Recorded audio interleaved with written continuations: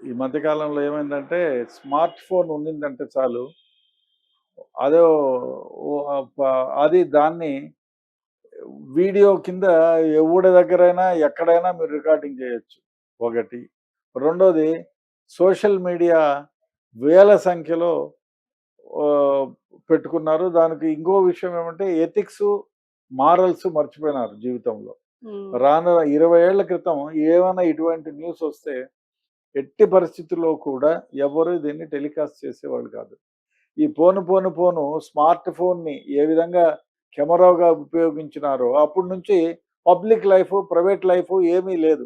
హ్మ్. ఎవరిదైనా ప్రైవేట్ లైఫ్‌ని పబ్లిక్ చేస్తున్నాడు. ఎందుకు ఎవరో ఒక సెలబ్రిటీ కూరగాయలు కొనుక్కోడానికి కర్మరా జీవుడు పోతాడు. అక్కడ ప్రతి ఒక్కడి చేతిలో స్మార్ట్ ఫోన్ ఉంటుంది. అందరూ రికార్డింగ్ చేస్తారు. అక్కడ కూడా ఇదిగో తోక అంటే ఇదిగో పులి అన్నట్టు మాట్లాడతారు. సో దీనివల్ల ఏమైందంటే ఈ అఘోరా అనే వ్యక్తి శ్రీనివాస్ అని ఉన్నారని, ఆ తర్వాత ట్రాన్స్‌జెండర్‌గా మారారని. ఎందుకంటే ఈ ట్రాన్స్‌జెండర్స్ కూడా ఎవరో శ్యామల అని, జోగిని సంధ్య అని ఆమె ఒక ఎఫ్ఐఆర్ కట్టింది. మా జీవితం నాశనం చేస్తున్నాను. మోకిల్లో ఒక ఎఫ్ఐఆర్ కట్టారు 59/2005 ఏమని ఆమె చీటింగ్ చేసింది. వీడు ఎవరినో మభ్యపెట్టి ఏదో పూజలు చేస్తాననో ఏమేమో చెప్పి 9.5 లక్షలు కాజేశాడని. ఇంక క్రితం నేను ఇటువంటి దాని మీద పెద్ద ఆసక్తి చూపించను. ఎందుకంటే ఇవన్నీ ఏదో ఊసుపోనితనానికి మాట్లాడుకునే వ్యవహారం ఉంటుంది. హ్మ్. ఇప్పుడు ఈ ఫస్ట్ వైఫ్ రాధిక అని ఒక అడ్వకేట్ ఆమె కరీంనగర్‌లో. Junior advocate. ఆమేమో నన్ను పెళ్లి చేసుకున్నాడు. తను మగవాడు అని చెప్తుంది. ఈ మధ్య కాలంలో ఇక్కడ సికింద్రాబాద్‌లో టెంపుల్‌లోకొచ్చినప్పుడు ఆమె బట్టలు లేకుండా తిరిగినప్పుడు ఒక స్త్రీకి సంబంధించిన వ్యవహారంగా స్త్రీగానే గుర్తించారు ఆమెని. హ్మ్. తర్వాత ఇప్పుడు చూస్తే ఈ ఒక అమ్మాయి శ్రీవర్షిణి అనే అమ్మాయిని తను ముందు తన కూతురుగా భావించినాను. నేను విద్యలు నేర్పించాలి. ఏమేమో వశీకరణ విద్యలు, ఏమేమి విద్యలో అన్నీ నేర్పిస్తాను. అందుకనే నా దగ్గరికి తీసుకున్నానని చెప్పాడు ఆ అబ్బాయి. ఈమె కూడా మా అమ్మ అని చెప్పి మొదలుపెట్టింది. సో, మా అమ్మాయి ఒక వారం రోజుల క్రితం చూస్తే పెళ్లి చేసుకున్నాము. మా ఆయన, నా భర్త నల్ల బంగారం, తెల్ల బంగారం అంటుంది ఆ అమ్మాయి. అసలు ఏమిటిది? ట్రాన్స్‌జెండరా? లెస్బియనా? నాకర్థం కావడంలా. దీన్ని పట్టుకొని సోషల్ మీడియాలో అందరూ ఇదే ఒక పనిగా అంటే ఇదే 20 ఏళ్ల క్రితం వచ్చుంటే డెఫినిట్‌గా దీన్నెవ్వరు పట్టించుకునేవాళ్ళు. ఎందుకంటే అప్పుడు ఈ సోషల్ మీడియా లేదు. ఇన్ని ఛానెల్స్ లేవు. జునైన్‌గా ఎక్కడైనా ఏదైనా విశేషం ఉంటే దాన్ని మాత్రమే ప్రజలకు అందింపజేసేవాళ్ళు. హ్మ్. ఇప్పుడేమైంది వేల సంఖ్యలో సోషల్ మీడియాలో వచ్చేసింది. దాంతో ఏమైంది కంటెంట్ కావాలి. ఏదో ఒక సంచలనంగా మాట్లాడాలి. థంబ్‌నెయిల్స్ పెట్టాలి. సో, దానివల్ల ఏమైపోయిందంటే ప్రతి ఒక్కరి జీవితాల్లోకి తొంగి చూస్తున్నారు. హ్మ్. సో, అదే కాకుండా వీళ్ళకి ఇప్పుడు మామూలుగా సోషల్ మీడియాలో కాదు, మీడియానే కాదు, జనాల్లో కూడా ఎథిక్స్‌ని గురించి గాని, మారల్స్‌ని గురించి గాని చర్చే లేదు. ఎంతసేపు తన స్వార్థంగా డబ్బులు ఇప్పుడు చూడు ఈ మధ్య కాలంలో ఈ వ్యక్తి మీరు ఇది వాడండి మీకు జుట్టొచ్చేస్తుంది. లేదు హ్మ్. మీరు దీంట్లో డబ్బులు ఊరికే అట్లా రూ. 10 ఏస్తే రూ. 1,00,000 గెలుచుకుంటారని చెప్పి అందరిని బోడించారు. లక్షల కోట్లు నాశనం చేసుకున్నారు. సోషల్ మీడియా వాళ్ళు డబ్బు సంపాదించుకున్నారు. వీళ్ళేమో నాశనం అయిపోయారు. అదే విధంగా ఈ వర్షిణి అనే అమ్మాయి మొన్నటి వరకు తల్లి నాకు గురువు అనింది, తల్లి అనింది, తండ్రి అనింది. ఇప్పుడేమో లవరు, ఫస్ట్ నైటు అని మాట్లాడుతున్నారు. బహుశా వీళ్ళ గురించి మాట్లాడకపోవడమే ఉత్తమం. బహుశా ఏమైతుంటుందంటే వీళ్ళు మతి భ్రమించన్నా ఉండాలా? లేదా నార్కోటిక్స్ కన్నా అలవాటు పడి జీవనాధారం కోసం రోజుకో వేషం, రోజుకో మాట, పూటకో వ్యవహారంలాగా తిరుగుతున్నారు. ఏంటి కరీంనగర్‌లో పుట్టడం ఏంటి? శ్రీనివాస్ అని అంటున్నారు. వాళ్ళ తల్లిదండ్రులేమో మా అబ్బాయి శ్రీనివాసు అందరికంటే మూడో అబ్బాయి అని వాళ్ళ అన్న అంటాడు. తర్వాత చూస్తేనేమో కరీంనగర్‌లోని జూనియర్ అడ్వకేట్‌ని పెళ్లి చేసుకున్నాడు.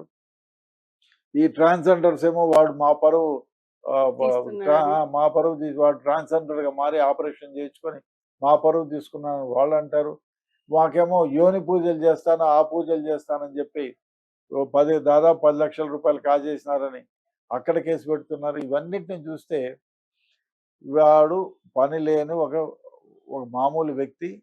దాన్ని డబ్బులు సంపాదించుకోవాలని, లేదా ఈ లెస్బియన్ అన్నా ఉండాలి, లేకపోతే ట్రాన్స్జెండర్ అయినా సార్ ఉండాలి. మీరన్నట్టుగా ఒకవేళ తను అంటే ఇప్పుడు వాళ్ళిద్దరు పెళ్లి చేసుకున్నప్పుడు వాళ్ళిద్దరు లెస్బియన్ అనడానికి ఆహ్, రీ రీ ఒక ఒక అంటే లాజిక్‌గా ఆలోచిస్తే మాత్రం ఒకటుంది. ఏంటంటే అమ్మాయిలు అంటేనే లెస్బియన్స్‌గా మనము పరిగణిస్తాం.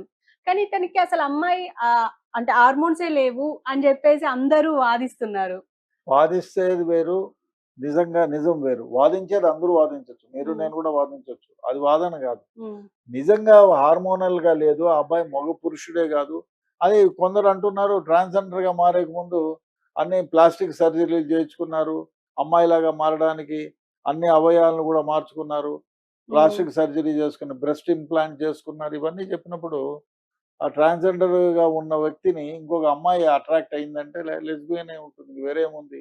అంతే. డెఫినిట్‌గా లెస్బియనే ఉంటుంది. అండ్ ఇప్పుడు మీడియా అసలు అంటే అతని విషయంలో ఎందుకింత ఉత్సాహంగా ఉంది అని చెప్పడానికి ఒక రీజన్ ఏంటంటే, ఫస్ట్ అతను సనాతన ధర్మం అని చెప్పేసి శ్రీనివాస్ బయటికొచ్చారు. ఆ ముత్యాలమ్మ టెంపుల్ దగ్గర నుంచి స్టార్ట్ చేశాడు. నేను సనాతన ధర్మాన్ని కాపాడడానికొచ్చాను. అమ్మాయిలకు ఎక్కడైనా అఘాయిత్యాలు జరిగితే నేను ముందుంటాను వాళ్ళని కాపాడడానికి అని చెప్పేసన్నారు. అండ్ ఇంకా అసలు అమ్మాయిలు ఎక్కడైనా పెళ్లి చేసుకుంటారా అని చెప్పేసి కూడా అతనే అన్నారు. ఆ శ్రీనివాసే అన్నారు. ఈ తీరా చూస్తే ఇలా అంటే మొత్తం అతను చెప్పిన దానికి వ్యతిరేకంగా చేయడం వల్ల ఇప్పుడు మీడియా మొత్తం అతని మీద పడుతుంది అని జెప్పేసి ఆహ్, మా ఉద్దేశ్యం ఇది. సనాతన ధర్మాన్ని గురించి ఇట్లాంటి వెధవలు మాట్లాడడం చాలా తప్పు.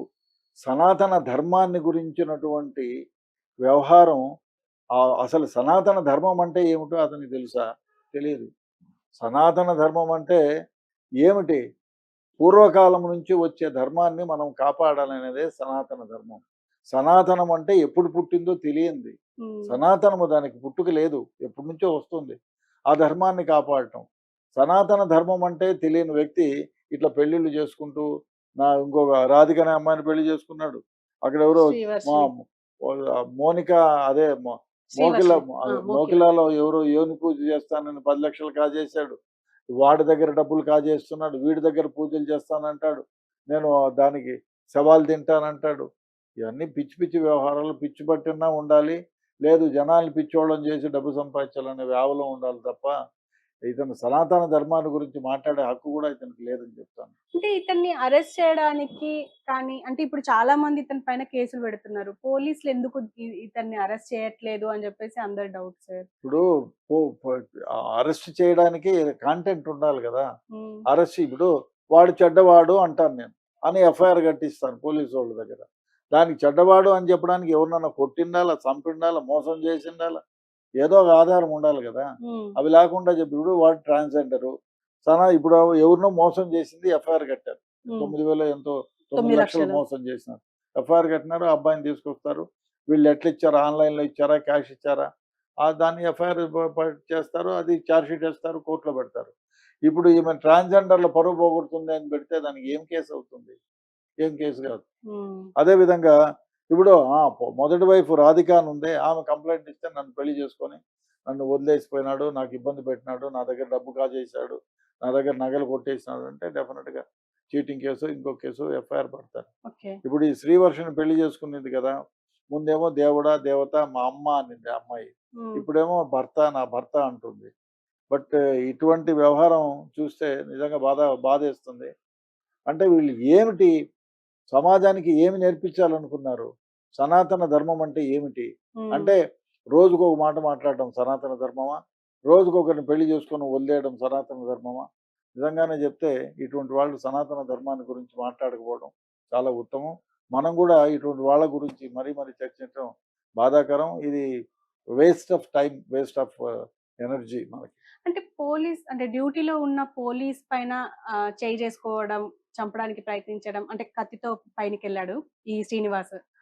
దీనిపైన ఎలాంటి కేసు కాదంటారా? ఎందుకుండదు పోలీసోళ్ళని కొట్టడానికి పోతే 307 పిచ్చి పిచ్చి అదే అదే మాటలన్నీ మాట్లాడాడు. అటెంప్ట్ మర్డర్ పెడతారు. పిచ్చి హ్మ్. పిచ్చి మాటలు మాట్లాడితే ఇన్సల్టింగ్ ది పోలీస్ ఆఫీసర్ అని రూట్ ఎఫ్ఐఆర్ కడతారు. వదిలిపెడతారా? హ్మ్. ఐ డోంట్ థింక్ ఎఫ్ఐఆర్ అయితే కట్టింటారు. నిజంగానే కత్తి తీసుకొని పోయుంటే చంపడానికి వచ్చినారని చెప్పి అటెంప్ట్ మర్డర్ కేసు ఎఫ్ఐఆర్ కడతారు. కట్టకుండా ఏముండరు. ఓకే. కట్టే ఉంటారు. కానీ ఇది జరిగి 1 ఇయర్ అయింది. దీని గురించి అసలు ఎవ్వరు మాట్లాడట్లేదు. ఓన్లీ అది నిజంగా జరిగిందా లేదా? వీడియోలున్నాయి సార్.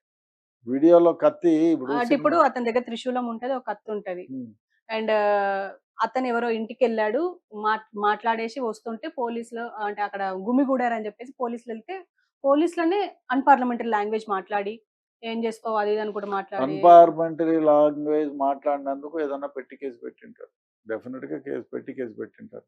లేదు హ్మ్. పోనీలే ఆ పిచ్చోడితో మనకెందుకని వదిలేసన్నా ఉండాలి. ఓకే. లేదు పోలీసోడిని కొడతాను, నరుకుతాను